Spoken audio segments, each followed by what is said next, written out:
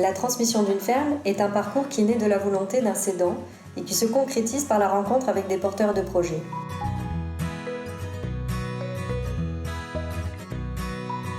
Les éleveurs Alain Archiloc et sa fille Nicole Ayom et son mari Stéphane ont été accompagnés par la Chambre d'agriculture pour réaliser leur projet.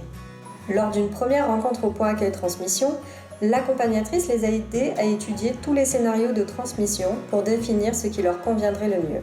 C'est une relation de confiance qui se crée entre l'accompagnateur et le cédant. Ce qu'il y a, c'est que tu tiens compte à la fois de leur avenir, de ce qu'ils veulent faire, etc. Et que de l'autre côté, tu tiens compte aussi de ce qu'on te dit à propos de ces terrains.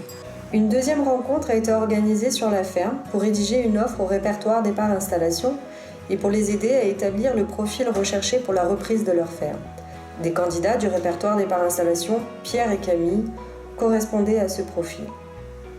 On a commencé à réfléchir plus sérieusement à l'installation. Et à ce moment-là, donc on s'est rapproché de la Chambre d'agriculture du département au point accueil installation dans un premier temps. Ce point accueil installation, ça nous a permis un peu de poser sur le papier les grandes lignes, on va dire, du projet, avoir la documentation nécessaire sur les démarches à suivre pour s'installer. Et donc ensuite, on s'est un peu intéressé au répertoire départ installation, donc le RDI, où là on a pu visiter un certain nombre de fermes, accompagnées notamment de Maïté. La Chambre d'agriculture a organisé une mise en relation entre les cédants et les candidats.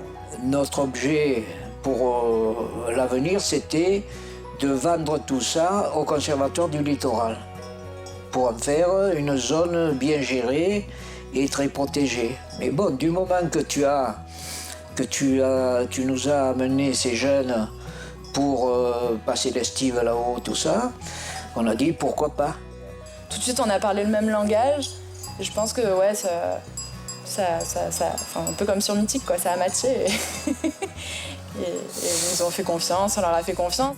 Quelques mois plus tard, c'est une troisième rencontre avec le point accueil transmission qui a été organisée pour formaliser la transmission et mettre en place les stages de parrainage. On s'est retrouvés à la chambre avec Camille, Maïté, il y avait Nicole, Stéphane et Alain. Et donc là, ça nous a permis de bien reposer les bases sur où est-ce qu'on en était et qu'est-ce qu'on allait devoir faire dans les mois qui viennent pour cette installation. Donc il y avait notamment la mise en place de ce stage parrainage, la forme des différents baux qu'il va falloir appliquer. Il y a le stage 21h. Voilà. Le plan d'entreprise. Le stage 21h, le plan d'entreprise. Nous, on veut s'associer sous forme de GAEC, donc les démarches à suivre pour la création de ce GAEC. Enfin, voilà. Du coup, on a bien posé les bases. Le stage parrainage, du coup, c'est une période qui est assez essentielle, je pense. En gros, ça nous permet de travailler sur l'exploitation avec le cédant, que lui puisse nous transmettre ses connaissances. Et donc, c'est une période où on prend le temps de se familiariser avec le troupeau, avec les chiens.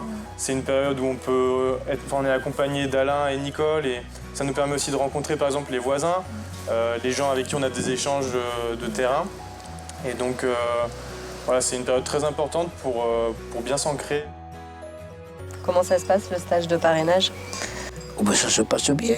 Quand elle va venir garder un jour, moi je vais emmener Pierre à Montmélian, à la coopérative, où on va voir ce qui est intéressant d'acheter, des trucs comme ça. On arrive à échanger avec les cédants, donc si on a des questions, ils sont ouverts, on peut échanger avec eux et ils peuvent nous donner leur avis et nous rassurer. Et aussi par la chambre, parce que ça nous est arrivé des fois à prendre une mauvaise nouvelle, on a un petit coup de mou en pleine installation, on va voir Maïté ou quelqu'un d'autre de la chambre et au moins on en discute, on pose les choses et on trouve 2-3 pistes ou des solutions et voilà, ça rassure tout le monde.